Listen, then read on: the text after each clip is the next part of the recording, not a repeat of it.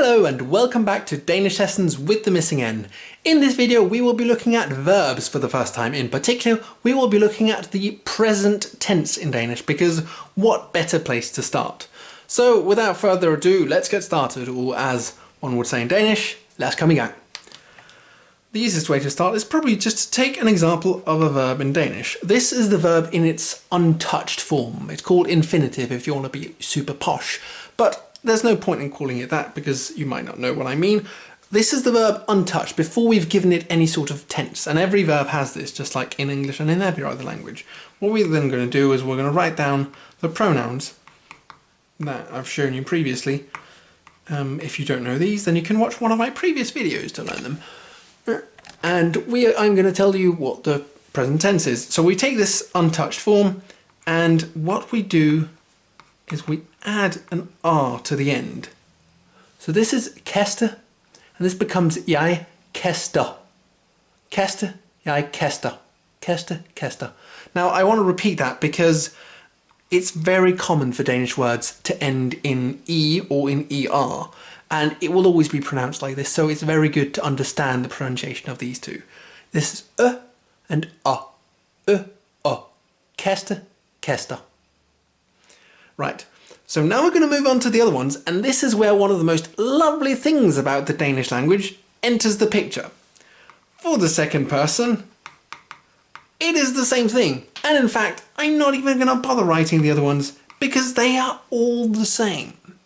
They are written the same way, they are pronounced the same way, they are literally indistinguishable because in Danish, verbs do not get conjugated. It's not a feature of the Danish language. This is a rule, one of the few rules in Danish that do not have any exceptions. Every verb will be like this all the way down. Once you've specified one, you will know all the others. And this isn't just for the present tense. This is true for every tense. You do not conjugate with respect to the person, which makes everything lovely and a lot easier to remember. So another thing to maybe point out if you're English is that in English, there are two present tenses. You may not have thought of this, but you could say, he goes to school, which means that it's something he does regularly, for example, every day.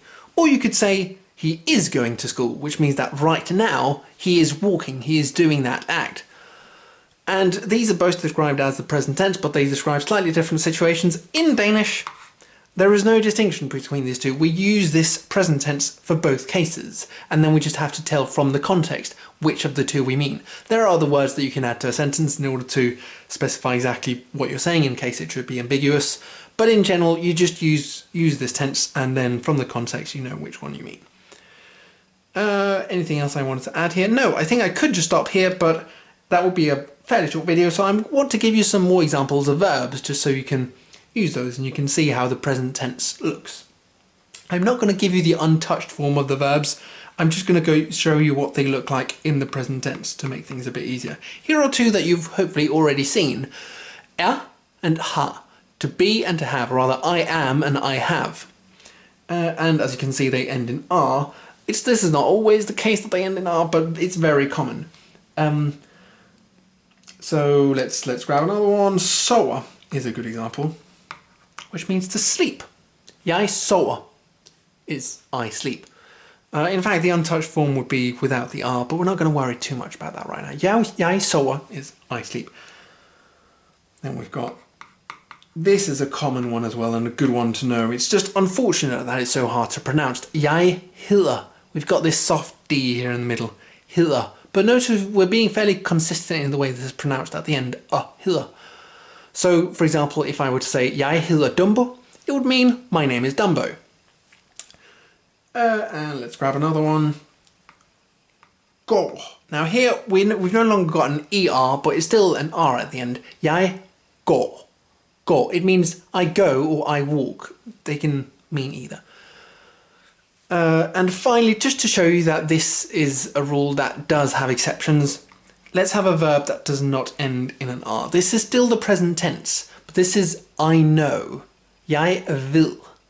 Jeg vil. We've got the softy here at the end again. It's the present tense, jeg vil.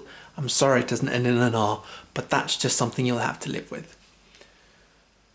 So These are some common examples of Danish verbs, and this is what the present tense will look like. The important thing to take away is that the present tense doesn't get conjugated. None of the tenses in Danish get conjugated, none of the verbs conjugate. And that is all for this time. Thank you for watching. I hope you learned something. Ha' det godt.